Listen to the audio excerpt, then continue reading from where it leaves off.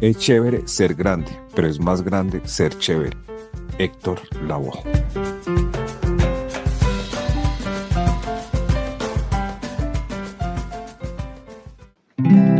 Por la esquina del viejo barrio lo vi pasar, con el tumbao que tienen los guapos al caminar,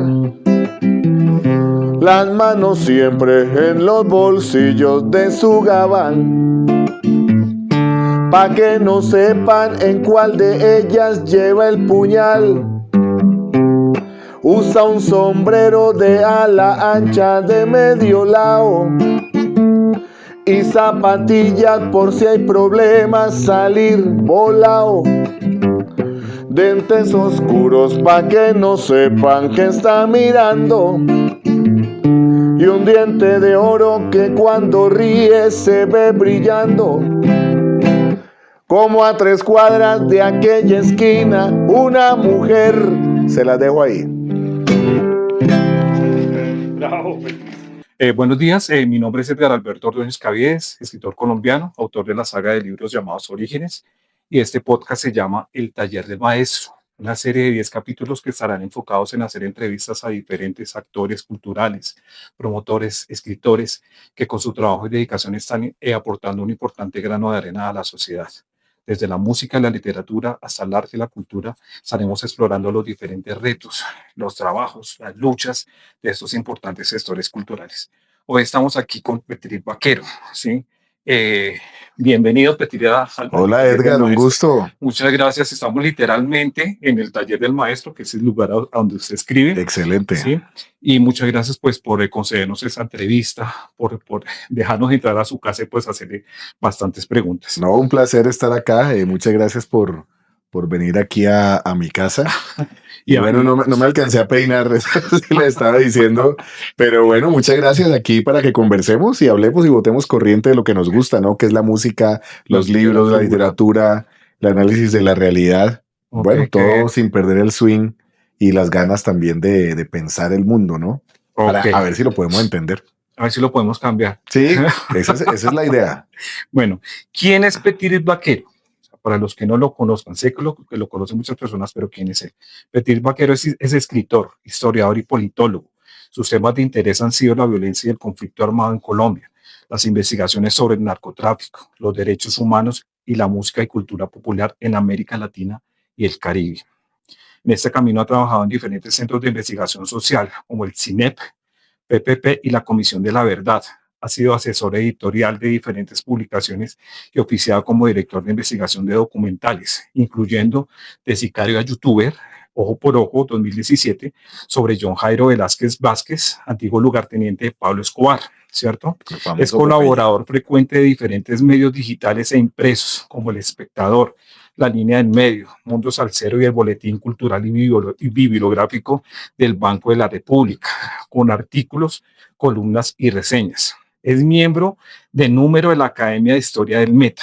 Es autor de varios libros como El ABC de la Mafia, la radiografía del cartel de Medellín de 2012, La Nueva Guerra Verde de 2017 y el recientemente publicado Las Guerras Esmeralderas en Colombia. Esos son los libros de Petrit. Este es el ABC de la Mafia. El primero, sí. Este se publicó en el año 2012, ¿cierto? Sí, correcto. Sigue La Nueva Guerra Verde, que es del 2017, sí, que es este, sí. Y este es el último, que son las guerras esmeralderas en Colombia, ¿cierto?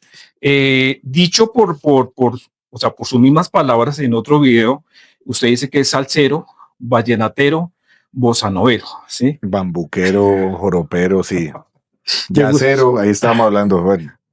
Sí, le gusta mucho el jazz. Ayer le pedí a Petrit Vaquero que si me daba por favor una frase que tuviera que ver con su vida, ¿sí? Para colocarla. Esa es la frase que ustedes están escuchando en la primera parte de este podcast. Y él me mandó esta frase, que es una frase muy conocida de Héctor Lavoe, que dice: es chévere ser grande, pero es más grande ser chévere. Creo que esa es la frase que lo identifica totalmente a usted. Es una persona bastante sencilla, bastante elocuente.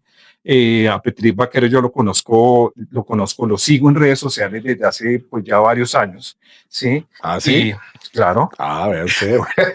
Bueno, bien. Yo no, y sí, no estoy pidiendo de quién me sigue, quién no. sí, Yo pero para las redes sociales soy muy poco, bueno, muy poco consciente de eso. Me han ofrecido hacer podcast y cosas y tengo que ponerme más las pilas. Pero Instagram, por ejemplo, yo no le tengo el tiro. yo tampoco manejo mucho Instagram, pero bueno, yo lo sigo, digamos, En principalmente Facebook, en Facebook, que ya dicen que es para veteranos, ¿no? Eso es el cuento. para veteranos como nosotros. Ujú. Ok, Y como usted. me, me llama mucho la atención la forma como escribe. Es decir, escribe de una forma muy fluida, o sea, ustedes leen un texto de Petrit Vaquero y se va solito. Escribe, hace pocos días escribió una columna sobre Miles Davis, Sí, ¿cierto? sí, sí, sí. Por los 100 años del nacimiento de Miles Davis, Sí. que me pareció increíble. Ustedes la pueden leer en Facebook, En mi Facebook o en El Espectador, que en El también se Espectador, publicó. que también se publicó. Y días antes también escribí sobre Totola Totó Momposina, la que Momposina, nos dejó. que fue una reseña bastante fuerte. Bueno, como lo ven, le gusta la música, le gusta la literatura. Miren esta biblioteca que se ve aquí en la parte de atrás, es pues, de su propiedad. Petrit, quisiera hacerle pues muchísimas preguntas. Es decir, yo sé que 40 Bueno, minutos es muy poquito y para mí es para, poquito. Voy a tratar de ser escueto entonces, que no es fácil. para una vida tan rica, ¿sí? Entonces, quisiera que nos contara qué lo inspiró a usted a escribir, o sea, cómo empezó, qué inspiró a ese hombre, cómo empezó Petrit con todo este cuento. No, realmente lo que pasó es que en mi casa, Sí, siempre mi hogar familiar siempre fue muy inclinado al cultivo y al gusto por las artes, ¿no? sí, Y las ciencias sociales. Mi papá es economista de la Universidad Nacional, estudió en los años 60, una década de cambios, de transformaciones profundas, una década rebelde, que se creía realmente que el mundo era posible cambiarlo. Y yo digo, realmente lo cambiaron, realmente lograron profundos cambios en todo sentido. Y, y bueno, mi papá es escritor.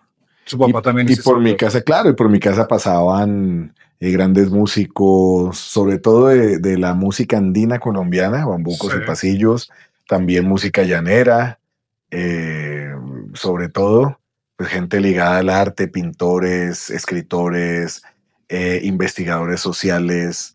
Y bueno, gente de ese tipo, ¿no? Que le gustaba la buena música, que le gustaba el cine, y pues yo muy pequeño veía a mi papá pues con sus libros publicando, sacándolos, a veces independientemente, a veces con universidades.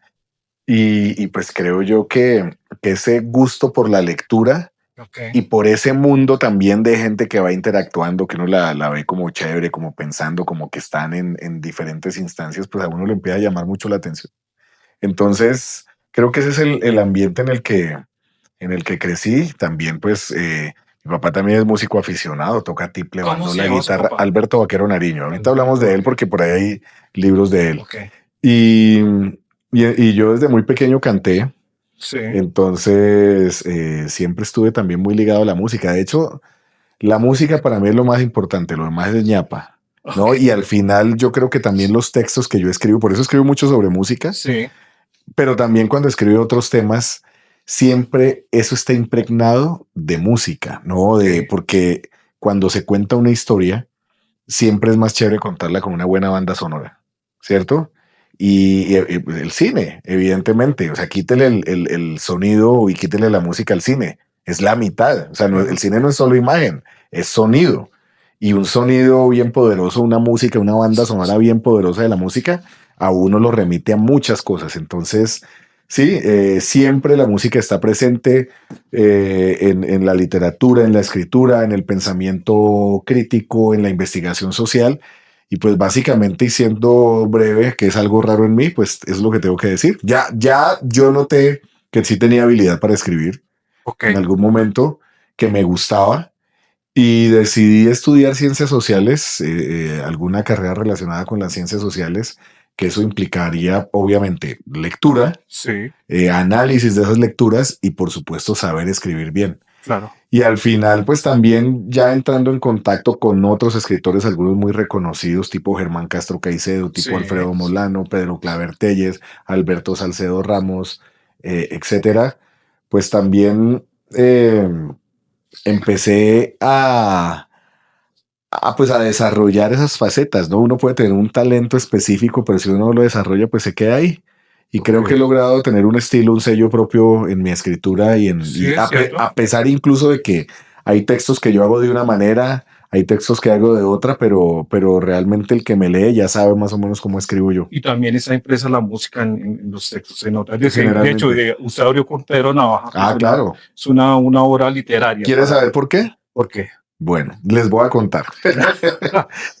Porque, ve y verá, el año pasado murió Fabio Castillo, Fabio Castillo, el escritor. autor del libro Los jinetes de la cocaína, Sí, importantísimo, periodista del sí, Espectador, prácticamente el director de lo que era la unidad investigativa del Espectador. sí, Yo lo conocí alguna vez, yo cuando estaba haciendo mi monografía de pregrado, lo entrevisté, él no se acordaba. Después lo vi con la periodista colombo-irlandesa Ana Carrigan, que hizo un libro espectacular sobre el Palacio de Justicia, se lo recomiendo. Es un libro tan bueno que uno lee ese libro y uno está haciendo fuerza para que la historia cambie. Uno sabe lo que pasó y uno sabe que Belisario no le y contestó sabe a que Reyes ese sabe cómo día. termina. Sí, claro, pero uno hace fuerza, no dice, Belisario, contéstele, ordene el cese al fuego y no, no pasa. Estaba con ella y me lo encontré el año pasado, que fueron los 31 años del asesinato de Rodrigo Lara Bonilla. A mí me invitaron a hacer, de cierta manera, decir unas Sí, palabras. eh, y me lo encontré y quedamos de vernos y él mostró mucho entusiasmo con mi nuevo libro después por las redes sociales y habíamos quedado de encontrarnos y de pronto murió. Sí, la vida es a veces una ilusión y bueno, se fue. ok. Pero bueno, todo el cuento va a que yo era pues pequeño en los años 80, estamos hablando por ahí 1987, y yo estaba muy engomado con la salsa colombiana, el grupo Nietzsche, Joe Arroyo, que sonaba mucho, estaba en Sí, su apogeo de moda, ¿no? Pero yo me acuerdo que precisamente que estábamos en el apartamento y había eh, una reunión en mi casa de esta gente chévere que era amiga de mi papá. Mi papá en esos tiempos creo que era rector de la Universidad de los Llanos, sí. pero estaba acá y había gente, creo que académicos, no sé si estaba Bernardo García, no sé, había gente que a mí me parecía que era gente chévere y que además tenía pinta de investigadora social, no sé, el cliché que uno ve, ¿no? Con gafas, con bigote o con barba, con unas chaqueticas beige, no sé, como la moda de esa época del investigador social, de esos que trabajaban precisamente en centros de investigación donde yo después trabajé, tipo CINEP. Sí, Pues bueno, había gente así que era como bacana, tal vez estaba Julio Daniel Chaparro, que también trabajaba con mi papá en la universidad.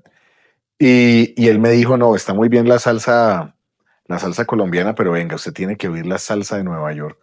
Esa salsa que tiene ese sonido de los trombones, es un sonido más urbano. Él me habló mucho de como que tenía elementos del jazz sí, y me habló sobre todo de Willy Colón. No me mencionó a Rubén Blades y sacó, que por allá lo tengo, donde está el estudio, el álbum Siembra, sí. ¿no? Donde está Que es Pedro donde está Pedro Navaja, Navaja, sí. donde Donde, está Plástico. sí, Arranca con Plástico, sigue con Buscando Guayaba, después Pedro Navaja, ese es el lado A. Y pusimos el álbum Siembra y ese empieza con ese tumbado disco de Plástico. Entonces uno dice, uy, ¿esto qué es? Y después pues ¿cuántos va años Rubén. tenía usted, perdón, No, en pues ese no entonces? sé, por ahí 8 años, no sé, Ah, es que era póngale. un niño. No, pues Ok. claro. Y entonces pues yo estaba descubriendo, que es muy chévere, estaba descubriendo el mundo, Sí, ¿no? Que a medida que uno se va haciendo más viejo, cada vez es más difícil sorprenderse con el mundo y eso es terrible, claro, claro. porque siempre vale la pena descubrir un mundo nuevo, un nuevo escenario, o sea, no perder la curiosidad, ¿no? De todo lo que uno conoce. Entonces oí eso y me tramó después buscando Guayaba con el solo de Boca Sí, y yo oí eso, esto es tan de Rubén chévere. Blades. Y el sonido de la orquesta de Willy Colón, ¿no? Ese sonido Claro. urbano, Sí, los trombones urbano además de fuertes. esa época que ya no era el sonido original de Willy, que era ese sonido callejero potente, sino un sonido que no había perdido como esa calle, esa potencia, pero tenía mucha más sofisticación. Ya era el Willy de finales de los 70, muy sofisticado también. Y uno oye esos arreglos de Plástico y de Pedro Navaja, esos acordes de jazz complejos.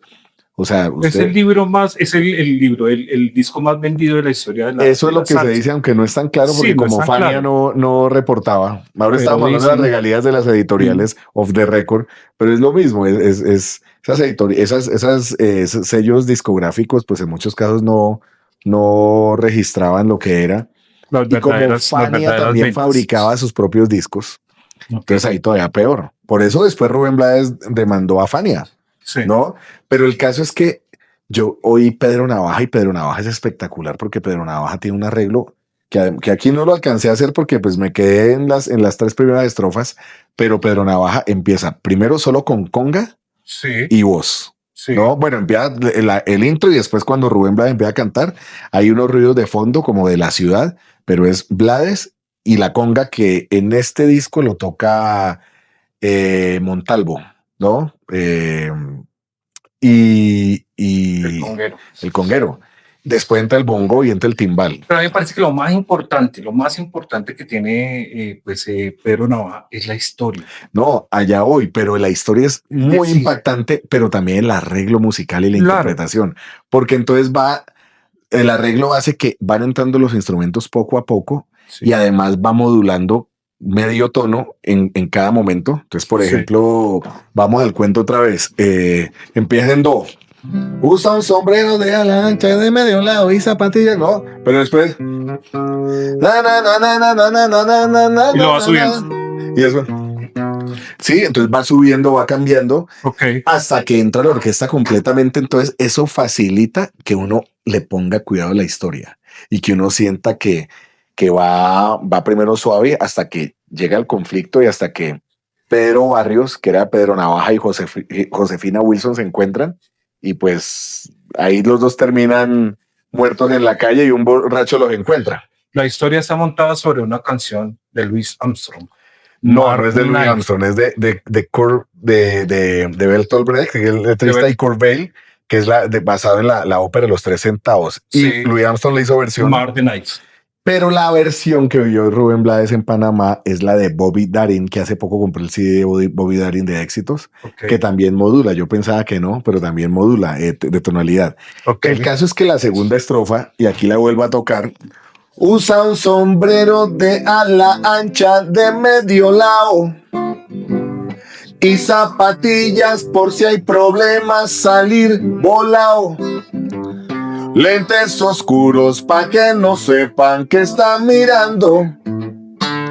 Y un diente de oro que cuando ríe se ve brillando. Bueno, esta estrofa, por alguna extraña razón, cuando uno es pequeño uno hace asociaciones gratuitas y hay una foto muy famosa de Gonzalo Rodríguez Gacha, alias el mexicano, el narcotraficante más poderoso de los años 80. Sí, Y yo lo sustento porque Gacha, a diferencia de sus socios, Gacha controló todos los eslabones del negocio, sí. del narcotráfico, lo que los otros no hicieron. Ese aparato armado que tenía era impresionante. Y hay una foto muy famosa que además me recordaba y me remitía también a los gángsters de la época de la prohibición del alcohol, que él sale con un sombrero de ala ancha de medio lado así. Sí. Y por alguna razón yo dije, ve, Pedro Navaja, ¿no? Y entonces yo como que quedé muy tramado y claro, eran los tiempos, decir eso es complejo, pero era la época dorada de la mafia colombiana, de los carteles del narcotráfico, ¿no? El cartel de Medellín en ese momento en guerra abierta contra el Estado colombiano y contra todo aquel Contra el cartel de Cali. contra el cartel de Cali todavía no, porque la guerra empezó en el 88, pero sí habían empezado ya rencillas y tensiones desde el asesinato de Lara Bonilla, porque los de Cali, y ahora hay un libro que habla sobre eso que por aquí tengo, los de Cali no estuvieron obviamente a favor de que Escobar matara a Lara Bonilla, un ministro en ejercicio, eso los fregó, pero, y bueno, y por esa misma época fue que en la mesa de noche del cuarto de mis papás, ay, me encontré con el libro Los jinetes de la cocaína de Fabio Castillo. Aquí está. Es el que está casi, ese es el que está casi. Oh, es un libro espectacular. Bueno, los Que jinetes de la además, ¿qué cocaína. pasa con ese libro? Que uno, que es como se dice un libro en tiempo real. Sí, Es decir, para mí es muy fácil hablar de Pablo Escobar 30 y pico años después de que lo mataron. ok. O 20 y pico, como 19 años después. Bueno, salió mi libro ya como 19 años después de la muerte, la ABC de la mafia.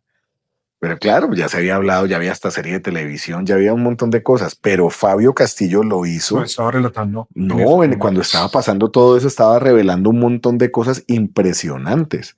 Es decir, la valentía de Castillo en un contexto en el que el que hablara una cosita que no le gustara a Pablo Escobar lo mataba, a Pablo Escobar y Gacha y otros los mataba, es muy grande. Y además, la información que presenta es similar a lo que poderosísima. está haciendo usted en este momento. No, no tanto. No tanto. Yo creo que sí. Sí, de cierta manera yo les estoy contando ahora con este libro un universo con las guerras esmeralderas en Colombia. Sí, Un universo, unas situaciones que están ocurriendo sí. y que la gente realmente no conoce, que la ve por allá. Yo le estoy contando cómo es eso, ¿sí? Y estoy haciendo una interpretación. Mira, a veces, de una manera diferente. A veces cuando lo estoy leyendo, yo digo, Petri se está metiendo en problemas. Pues, sí, pero también, pues, sí, es cierto, y puede ser riesgoso, pero de todas formas son tiempos diferentes. Pero bueno, o sea, si yo hubiera recomendado, muy recomendado. No, me quedó muy bien, eso sí no es por nada, no es porque sea mío, pero la verdad sí tienen que leerlo. Pero sí, mi libro es bueno, pero el país es otro de todas formas. Claro. O sea, nos quejamos, la situación sigue siendo complicada, pero los años 80 en Colombia fueron una cosa muy seria.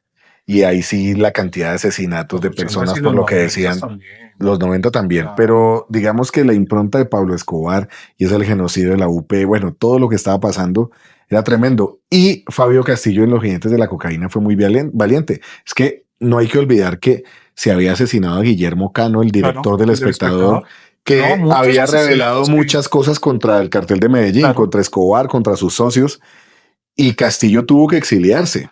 Sí. A mí afortunadamente no me ha pasado tampoco todavía nada así terrible. Okay. Y ahora que pues estuve en la zona esmeraldera otra vez y hablaba con los que le manejaban la seguridad, una persona que fue conmigo, que es una persona muy, muy reconocida, y me decían, bueno, ¿y usted qué? Si necesita, aquí estamos nosotros, recomendamos gente. No, afortunadamente no, y ojalá que no tenga que necesitar. Hay gente que siente muy importante y que hasta yo digo, hasta de pronto pareciera que sí desearan tener esquema de seguridad para sentirse, no, qué horror. No, me voy a andar relajado y fresco. No es bien. Exacto, claro, hay gente que se acostumbra, pero entonces esa historia de Los Jinetes de la Cocaína y Pedro Navaja me entusiasmaron mucho porque yo quedé realmente enamorado de ese tema. De ese tema de la mafia, de los narcos. Claro, uno es muy impresionable. Sí. Y entonces, bueno, en esos tiempos, mi abuelita, que por cierto es politóloga de los Andes, bueno, ya se murió. Pero mi abuelita estudió ya cuando tenía nietos y todo. Ella estudió en la misma universidad que yo. ¿En qué universidad? Los Andes, ciencia política. Okay. Yo tuve varios de los mismos profesores que tuvo mi abuelita. ¿Quién puede decir eso? ¿Ah? Okay. Y bueno, ya se graduó y ya tenía la suscripción a la revista Semana. Sí. Una revista realmente que en esos tiempos era muy buena. No era el pasquín vergonzoso en el que se convirtió. Agitación política terrible. Obviamente, Semana pues no era perfecta. Era una revista de la élite para la élite, muy pro establecimiento, pero tenía un manejo de la información que era serio. Es decir, claro, tenía una posición, pero tenían de todas formas una mirada que se sustentaba, no que, vamos a decir, mentiras para pelear políticamente contra esto. No, era periodismo serio. Y por alguna razón, Felipe López, que era el dueño de esa revista, él sí tenía una obsesión y un interés muy grande por el tema de los narcotraficantes y Pablo Escobar específicamente. Y entonces realmente la información de Semana sobre Escobar es muy buena. Entonces yo leía Semana, leía El Tiempo, El Espectador, realmente periódicos nacionales. Cuando iba a Medellín, que eran los tiempos del colombiano del mundo. ¿De eso siempre empezó la investigación? Pues inconscientemente, ¿no? Desde que eran, sí. No, pues claro, entonces por eso, no es por decir nada, pero yo le llevo ventaja de décadas a un montón de gente que empezó a estudiar eso después. Claro. A muchos de los autodenominados expertos del tema del narcotráfico, porque que en muchos casos veo yo están más concentrados como en el asunto de la política de droga y los cultivos y esa cosa. Pero yo he estado más hacia el lado de las organizaciones criminales, delincuenciales. Eso ha sido más mi interés. Yo creo que usted es el hombre que más sabe en este momento sobre perfiles no, pues es difícil decirlo. Hay mucha gente que sabe, hay mucha gente que... Pero por las investigaciones que ha hecho, por sus trabajos... Sí, tengo buena información, sí lo puedo decir. pero también tengo un análisis ya estructural, que eso yo creo que a veces es más importante que el dato concreto, que el Sí. chisme, y eso me ha permitido eso. Entonces, pues tenía conocía muchas cosas. Entré a la universidad, ahí vi clases, vi una clase muy buena de sociología del narcotráfico con Álvaro Camacho Guisado, un sociólogo que también fue pionero en la investigación sobre estos temas, y conocí el debate académico sobre eso. Ya cuando iba a terminar la universidad, decidí hacer la monografía de grado sobre eso, de historia y ciencia política. Y bueno, con eso me gradué. De todas formas, yo había quedado un poco insatisfecho porque sí me faltaba tiempo, plata y más datos para hacer el texto que quería hacer. Y después Popeye empezó a dar declaraciones. Busqué el contacto con Popeye, fui a entrevistarlo a la cárcel Eso le iba a decir. e hice el libro que se llama El ABC de la Mafia, que realmente este libro es, a la hora de la verdad, mi monografía de pregrado, pero potenciada. Potenciada y quedó muy bien. Es un libro que le dio muy bien. 7 ediciones. Eso no es Ayer estuve cualquier cosa. viendo el video de John Jairo Velázquez Vázquez. El El documental. documental está en YouTube. Sí. Sí, Y eso que los de la productora subieron la primera Sí. parte, sí. que Y es, la que otra, es más chévere que la que estuvo en Netflix. La Sí. otra no la han subido y yo quiero que la suban porque ¿hace cuánto que fue ese documental? no sé. Lo grabamos en el 2015, pero yo creo que salió por ahí en el 2017 o 2018. Estuvo. Ustedes lo hicieron, ingresaron a la cárcel de Cómbita para hacer ese documental. Es que yo entrevisté a Popeye la primera vez, lo entrevisté en el año ya no me acuerdo, 2010. Sí. Tiempo vuela, pucha, es increíble. En el 2010, precisamente porque yo tenía la idea de hacer el libro, de potenciar y de buscar información, y a mí Popeye me parecía muy coherente en todo lo que decía. Hay mucha gente que está en desacuerdo con Popeye, pero Popeye es uno en la cárcel y otro cuando sale. Pero yo Al quiero de hacer la una cárcel hay que pregunta, creerle. una pregunta importantísima, o sea, que de verdad que yo para el primer libro de la saga de Orígenes, que es Mañana de Carnaval, Sí. yo tuve que hacer una investigación sobre Luis Alfredo Garavito.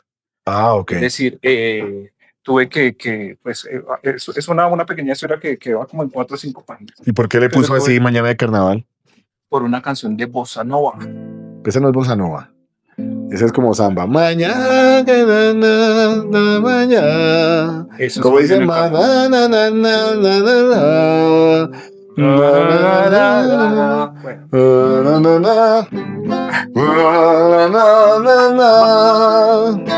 Esa es Mañana de Carnaval. Sí, esa sale, ¿sabe dónde? En Orfeo Negro. Sí, la película. La película que se basa en una obra de teatro musical de Vinicius G. Moraes, con música de Antonio Carlos Jobim. No, estamos hablando de bossa novero, sí, la música do Brasil. Entonces póngale que Petri, tengo que hacer esa investigación para el libro, para Mañana de Carnaval, sobre Luis Alfredo Garavito. Y al estar haciendo esa investigación me sumerjo en los casos de él. Son muchos casos, 178 de niños, de violaciones, de cosas terribles. Y siempre, cuando yo terminaba de hacer las investigaciones, yo salía de eso y salía totalmente cargado, totalmente conmovido de lo que estaba viendo.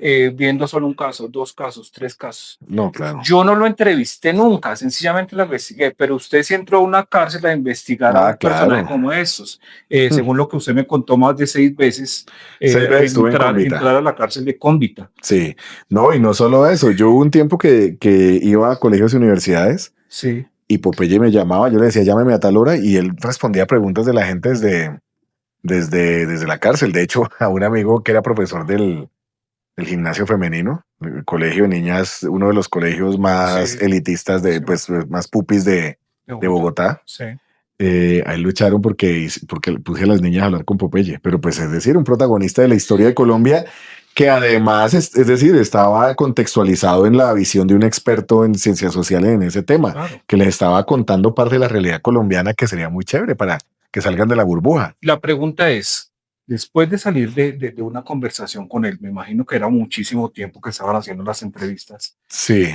¿Qué percepción tenía usted de él?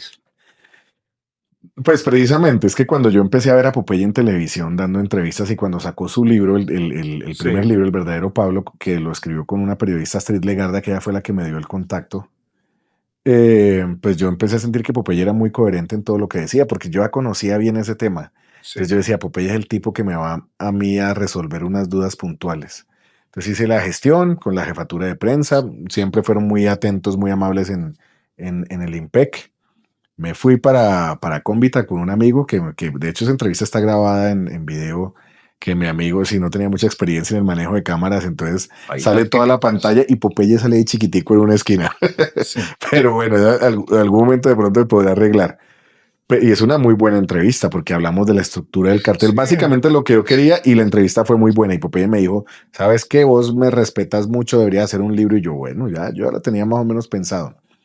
Popeye era un personaje muy interesante porque Popeye era muy divertido, muy afable, muy La seguridad carismático. con la que hablaba, Claro, la forma como miraba, como claro, era ¿no? imponente. Sí, de cierta eh, manera, pero hablaba muy bien. O sea, yo creo sí, que de esa gente que ha estado ligada a ese entorno, no hay otro como Popeye que tenga esa facilidad y esa habilidad también para atrapar. Era un excelente narrador, tenía talento.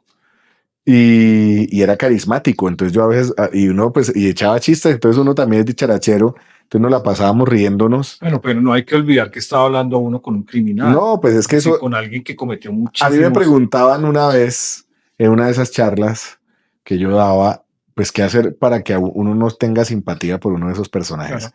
Y uno sí puede sentir simpatía por esos personajes y hasta tener aprecio, pero el asunto es que pues la seriedad y el rigor del investigador es el que hace que uno no pierda de vista con quién está Sí. hablando, que era un sicario terrible de Pablo Escobar, que fue un asesino terrible. Es que Popeye dice que, pues yo no sé si era cierto, pero él asesinó 300 A personas más de y 300 tuvo que personas, ver según lo que con 3.000 asesinatos. Es las decir, investigaciones, aunque entonces, también descubrieron incoherencias no, claro, después del pero sobre tiempo, todo las incoherencias.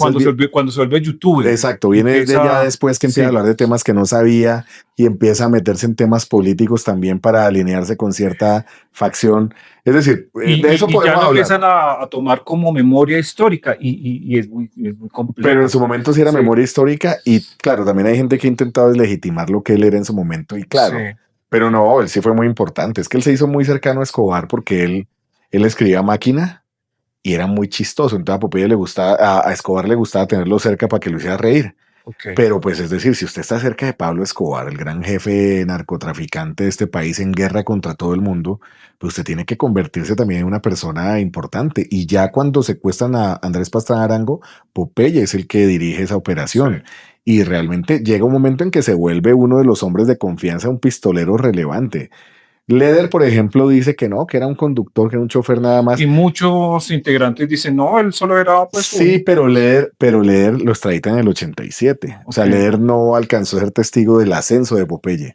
Puede que, claro, no tuviera la importancia que de pronto él se daba, pero claro que era importante. Y eso sí, ¿Sintió temor en algún momento en esa entrevista? no. ¿Sintió, ¿Sabe cuándo digamos, sentí temor? alguna... No. ¿Sabe cuándo? Una vez, la segunda vez yo fui con un investigador amigo mío, profesor de la Universidad de los Andes en ese entonces, y Y él le mandó, Popeye le mandó un cuadro pintado por este Arellán, ¿se acuerda el de la bomba del Nogal? No. Era, Ok. es un asunto Ok. interesante porque quien puso la bomba aparentemente era un personaje que era profesor de squash, Ok. que, que venía pues de un tipo de origen popular, pero que supo más o menos enclasarse y entonces le decía a la señora aburrida porque está casada con un ricachón que no le pone cuidado. Entonces, no, mira, ven, aquí te enseño tu swing para que no sé qué. Y el tipo ahí estaba viendo la manera de enclasarse en todo eso. Y entonces supuestamente lo acusaban a Arellano que murió en la explosión y al tío, que debe estar preso todavía por eso, no sé, y estaba en cómbita. Y Arellano, el tío, Ah, hizo ya, ok. un cuadrito, pues la verdad, pues como, Normal. pues digamos desde el punto de vista artístico seguramente no muy bueno, pero quería enviárselo a Isaac, yo no sé por qué, y me lo envió con un agente de él. Yo me acuerdo de ese día que yo sí iba a recoger el cuadro que fue ahí abajo del Parque Central Bavaria, en la Caracas. Yo iba con una amiga que trabajaba conmigo en esa época y ella no sabía que iba. Ella me dijo, oye, usted estaba callado. O sea, claro, me los encontré. Era un tipo que se parecía mucho a Popeye y era dos tipos y claro, ella los vio y dijo, uy, ¿quién es esta gente? Claro, yo estaba como que tenaz. Y no que a veces también cuando yo tengo mis fuentes que me dan información de ciertos contextos, a veces que me citan a unas cosas, yo como que... Claro, genera temor. sí, Es que sí. tratar ese Y tema trato de no esa ir clase de temas es solo, complejo. aviso para dónde voy, con quién me voy a ver.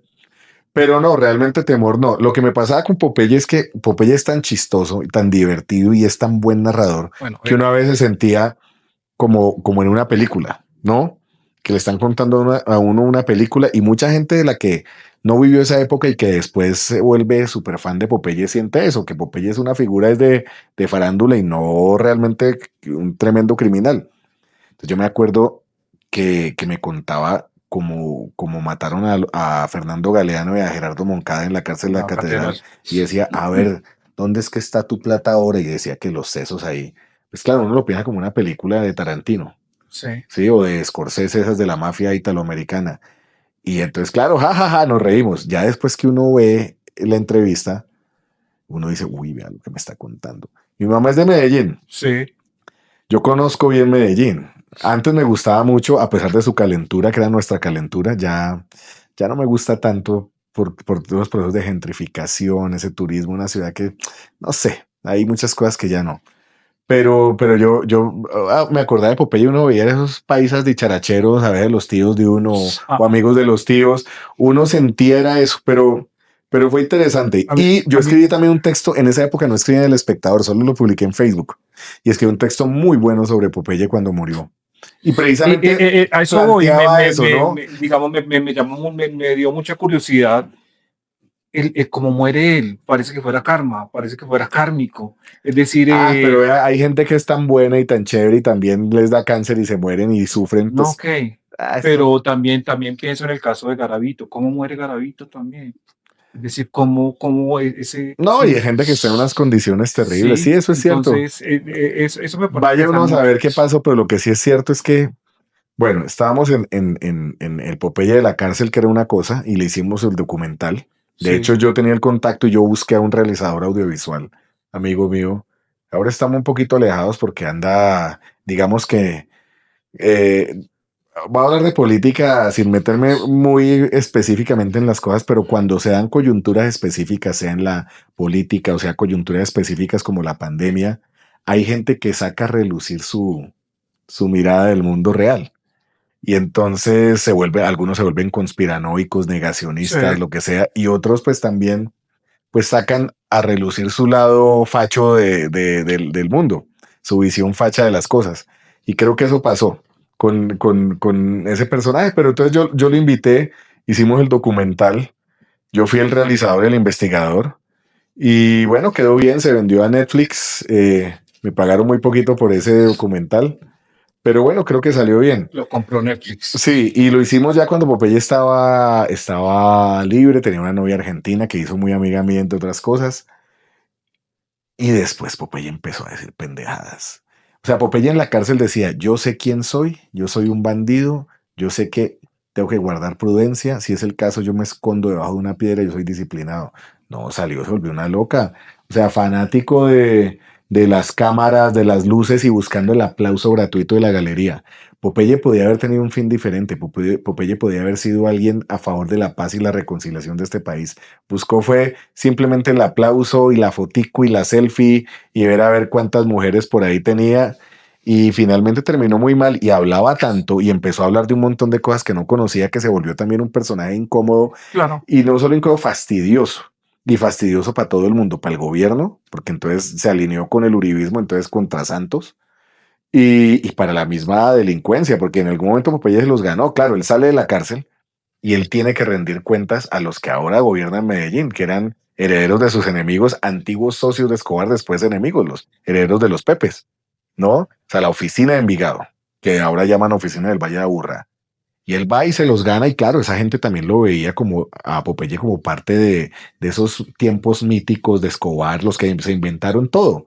Entonces se los gana y les echa cuentos, y por eso una vez cuando capturaron a alias Tom, Popeye estaba en esa fiesta, pero dicen que ya el personaje hablaba tanto, era tan molesto que lo iban a quebrar.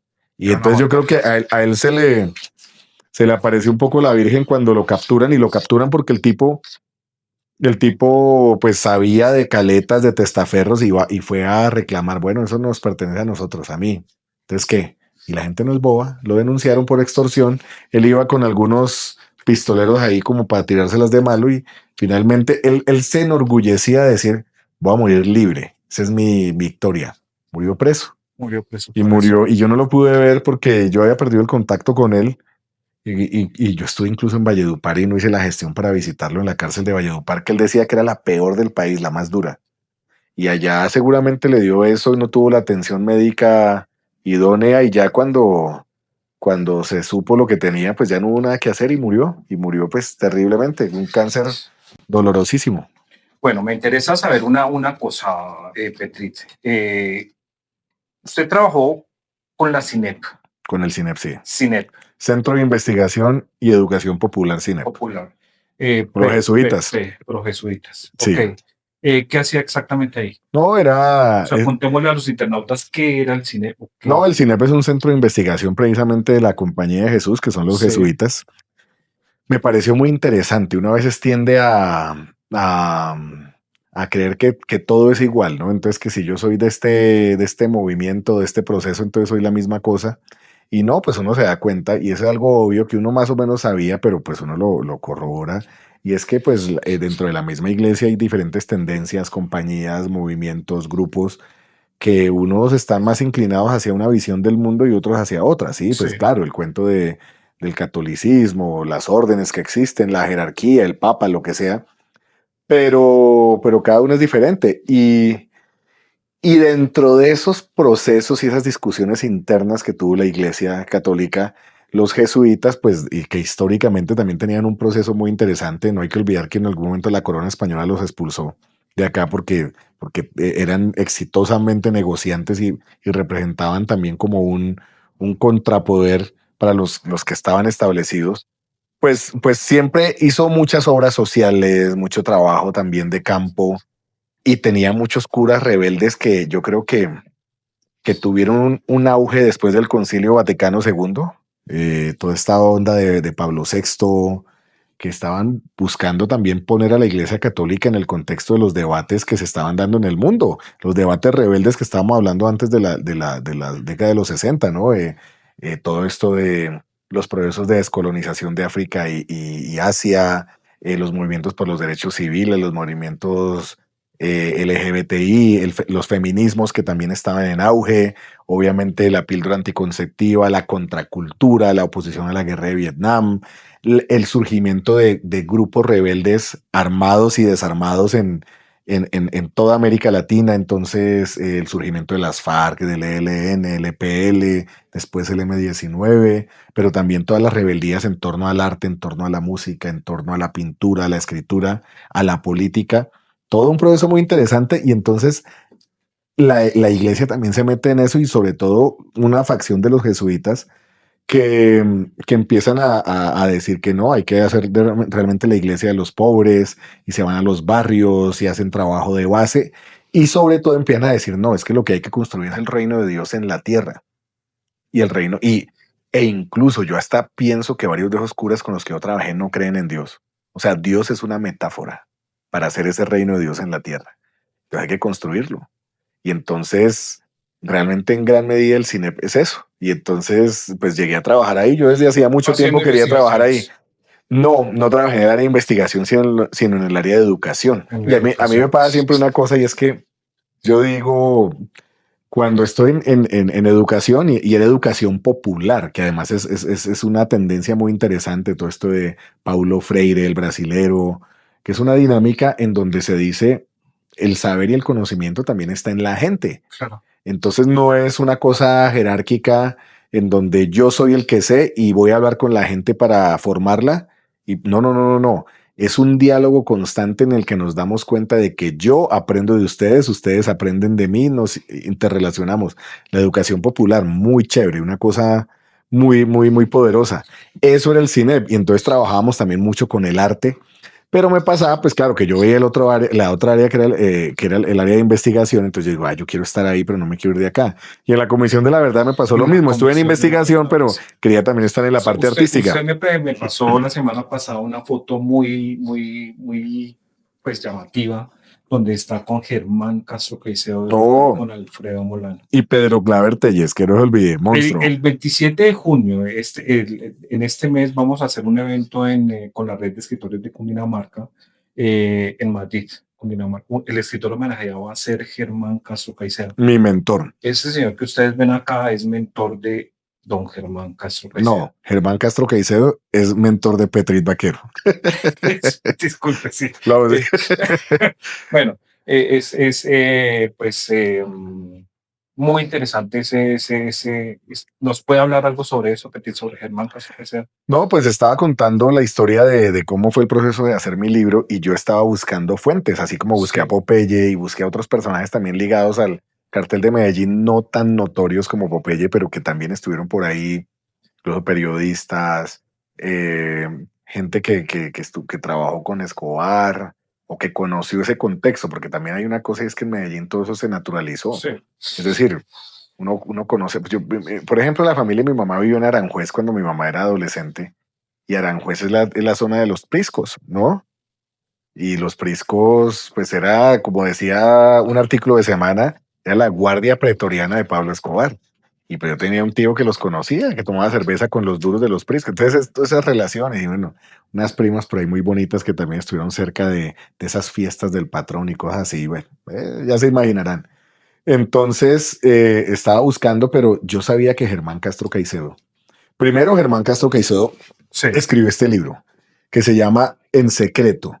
Aquí está, este es un libro que recopila 4 crónicas de Germán Castro Caicedo a lo largo del tiempo, de 4 protagonistas fundamentales de la violencia en Colombia. Uno, Jaime Arenas, el líder estudiantil de la UIS, que después se convirtió en parte del grupo que dirigía Camilo Torres Restrepo, ahorita que estábamos hablando de curas rebeldes y revolucionarios, y que terminó en el ELN, pero que se desencantó muy rápido por la autocracia que había dentro del ELN, el asesinato de líderes estudiantiles que se habían ido a la guerrilla y que fueron asesinados por orden de Fabio Vázquez Castaño. Y entonces él huyó y escribió un libro llamado La guerrilla por dentro, muy interesante, que cuenta críticamente lo que fue el ELN y su mirada. Entonces, una crónica sobre Jaime Arenas, otra crónica sobre Jaime Bateman, que es donde en su momento se revela que Jaime Bateman era el jefe del M-19, que en ese momento no se sabía bien lo que era el M-19. Otro sobre Carlos Castaño y otro finalmente sobre Pablo Escobar. Aquí está el mejor perfil que se ha hecho En sobre secreto. Pablo Escobar. Este señor es un personaje, un escritor demasiado. No, claro, yo había leído El demasiado, Hueco, sí. había leído La Bruja, La que también Bruja. habla un poco de narcotráfico, Sí. y bueno, esa mezcla también de política, narcos, brujería, pues cuántos políticos y narcos no han sido cercanos o aficionados a todas las prácticas ocultas, ¿no? Entonces también, y después pues leí Mi alma se le dejó al diablo, Perdido en el Amazonas, bueno, varios libros que por ahí aquí están. Y de hecho, yo llegó un momento en que le ayudé a Germán Castro, le conseguí varios testimonios para un libro que se llama La Tormenta, incluso una ex suegra que murió no hace mucho, que fue gobernadora de Norte de Santander, alcaldesa de Cúcuta, también presenta un testimonio ahí. Bueno, el caso es que, y pues recordamos el gran programa de él que era Enviado Especial. Es una cosa. No, pues él sacó las cámaras Germán para Castro enseñarnos Caicedo, el país. Para los que no lo conozcan, pues era como el influencer de nuestra generación, uno de los grandes influencers de nuestra generación. Una persona que hizo un trabajo impresionante. Ellos se metían a todos los territorios, hacían las investigaciones, se ensuciaban los zapatos, se manchaban los pantalones para traer el periodismo, para hacer una narrativa real. Un periodista genial. ¿Sí? Entonces, pues es una persona pues, que hay que aprender mucho de él. No, ¿y qué pasó con él? Pues que yo lo quería conocer claro, él tiene este perfil, él entrevistó a los Ochoa, él entrevistó a Carlos Leder y hizo un programa con una entrevista espectacular a Gonzalo Rodríguez Gacha, alias El Mexicano. Y entonces yo tengo que hablar con él, porque yo estaba en el proceso de hacer mi libro, El ABC de la Mafia, que en ese momento no se llamaba El ABC de la Mafia, sino Historia del Cartel de Medellín. Yo muy calladito estaba haciendo ese libro. Y pues resulta que llegué a un café muy pupi que se llama El Pomerillo, al lado del Centro Andino. Aquí en Bogotá. Aquí en Bogotá, al lado del Centro Andino. Y pues bueno, me senté ahí. Estaba con una novia que tenía, que ella era la que quería ir ahí, pero ella era muy, sí, una novia muy pinchada que tenía. Era muy de vinito y que quiero ir acá. Y yo, bueno, está bien, pues vamos. Y al lado estaba Germán Castro Caicedo con un amigo. Y yo, uy, Germán Castro Caicedo, háblale, háblale. El amigo de Germán Castro fue al baño, salió un momento Y y se ella fue le a hablar habló. con él. Ella le habló, no, es que él, mucho gusto, Germán Castro, es que él está haciendo un libro sobre el cartel de Medellín y le gustaría hablar con usted. Entonces ya entré yo. Era al comienzo muy parco, no, yo de eso no sé mucho, pero ahí algo le dije y el tipo de conectó. El tipo estaba haciendo una investigación sobre el grupo Gega, que fue el que secuestró al hermano de César Gaviria a finales de los años 90, por ahí 90 y pico. Y yo le conté algo a él y él se interesó mucho en lo que yo estaba diciendo. Y, y ese día fue a las 5 de la tarde y quedamos hablando hasta las 10 de la noche. Y yo, claro, Y me usted es un regué. hablador. Es mejor dicho, Un conversador me nato. regué en verbo y prosa, mejor dicho, absolutamente en verso y prosa. Y pues quedamos de amigos y hubo durante mucho tiempo, yo tenía la costumbre de tomarme un café cada semana con Germán Castro Lo que Caicedo. aprendió de él fue Un mucho. privilegio. Y no solo aprendí de él, sino que la tercera vez que yo me vi con él, yo le mostré la tabla de contenido del libro. Y yo simplemente quería era que él me diera un consejo, pues porque uno, obviamente cuando uno está escribiendo y uno sobre todo es tan nuevo y tan joven, y sobre todo que uno viene más de la academia que de la crónica y todo eso, que también fue un proceso mío de aprendizaje. Entonces yo le mostré la tabla de contenido y me dijo, no, esto está buenísimo, vamos a mostrárselo al chino Juan José allá en Planeta. Pum, llamó, claro, Germán Castro Caicedo, de una le Tenía, pues, lo contestan. conectó con Era el Planeta. autor más vendido de Planeta en esos tiempos. De ahí todavía Mario Mendoza no vendía tanto. Después hablamos de Mario Mendoza, que por ahí lo conocí en Villa de Leyva, pero Bueno, después les cuento. yo les dije Pero que entonces, 40 minutos era muy poquito no, pero entonces él me consiguió cita en Planeta. Después de 10 meses ahí de ires y venires, bueno, saqué mi primer libro, gracias a Germán Castro Caicedo, a quien yo considero, Qué bien. además de uno de los grandes narradores, periodistas, cronistas De Colombia. no solo de Colombia, del mundo, es mi mentor y alguien a quien siempre le tendré un agradecimiento por todo lo que me acompañó, me apoyó, me respaldó, me enseñó. Bueno, Petril Vaquero va a estar invitado, va a ser el escritor, uno de los escritores invitados al evento que vamos a hacer en Madrid, Dinamarca, este 27. Por tema de tiempo, yo les dije 40 minutos es muy poquito tiempo. Pero aquí están los libros, sí. ¿los mencionamos o no? Pues yo creo que eso amerita hacer una segunda parte, una segunda charla. Bueno, hagámosla ya. Que es muy importante. Entonces, bueno, vamos a ver cómo termina todo esto, cómo coordinamos la segunda parte. Muchas gracias a los que nos están acompañando en el taller del maestro. Les prometemos una segunda intervención de Petril Vaquero. Sí, porque quedé picado. O sea, yo apenas estaba calentando. Pero entonces, muchas gracias por escucharnos, muchas gracias a todos los que se han tomado el tiempo para escuchar esta charla. Este hombre que ven acá es demasiado interesante, como les dije al principio, 40 minutos es muy poco, pues muy seguramente vamos a hacerla. Claro, ni un tiempo de un partido de fútbol, imagínense. Muchas gracias, si pueden Ay, la Champions me la perdí. Si pueden compartir este video y darle like, nos ayudaría mucho. Un gusto, gracias.